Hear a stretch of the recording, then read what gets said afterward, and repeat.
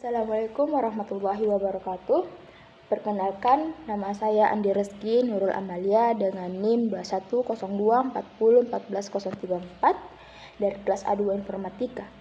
Di sini saya akan menjelaskan rangkuman UTS dari mata kuliah Aplikasi Komputer Bank yang dimana kita merangkum bab 9 dan bab 10.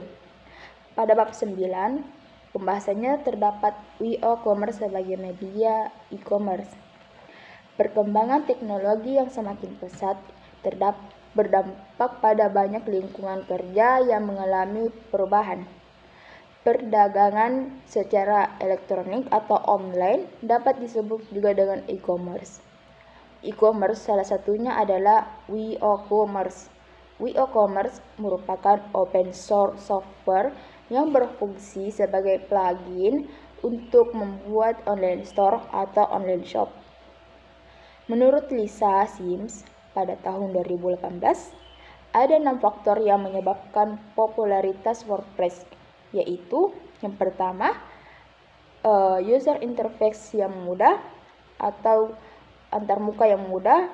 Yang kedua, banyaknya referensi yang tersedia dalam penggunaan WordPress. Yang ketiga, hemat biaya. Yang keempat, penggunaan dan perawatan atau maintenance mudah. Yang kelima, tersedia tema yang mudah dalam mengolah tampilan WordPress. Dan yang terakhir, dukungan fitur tambahan yang bisa didapatkan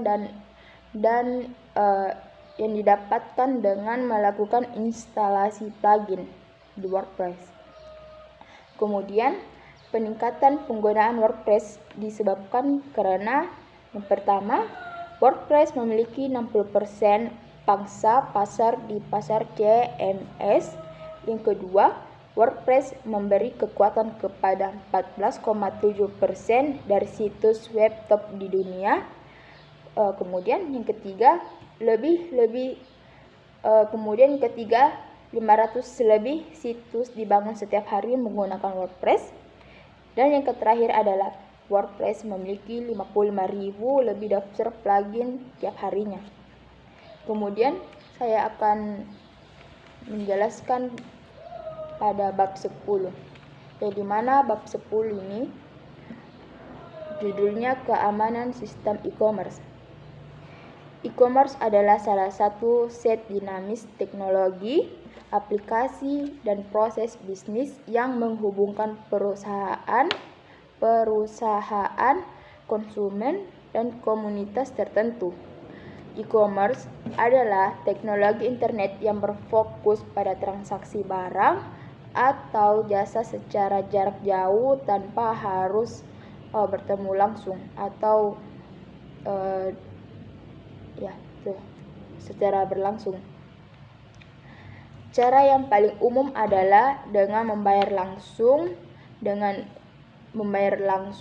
alat pembayaran yang sah atau uang dan secara tunai atau cash. Kemudian cara pembayaran lainnya dengan menggunakan kartu debit, kartu kredit, dan transfer antar rekening dan QRIS.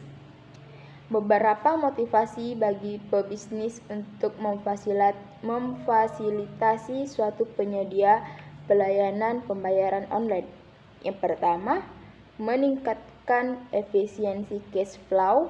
Yang kedua, transaksi yang terjamin. Yang ketiga, biaya operasional yang lebih hemat. Yang keempat, meningkatkan proteksi informasi sensitif. Kemudian, beberapa isu tidak amannya transaksi e-commerce di Indonesia di antara lainnya. Yang pertama, terjadinya penipuan dalam transaksi. Ini seperti banyak kalau di Indonesia sangat banyak. Yang kedua, ketidaksesuaian gambar barang dengan barang yang sebenarnya atau yang barang yang akan datang pada di rumah.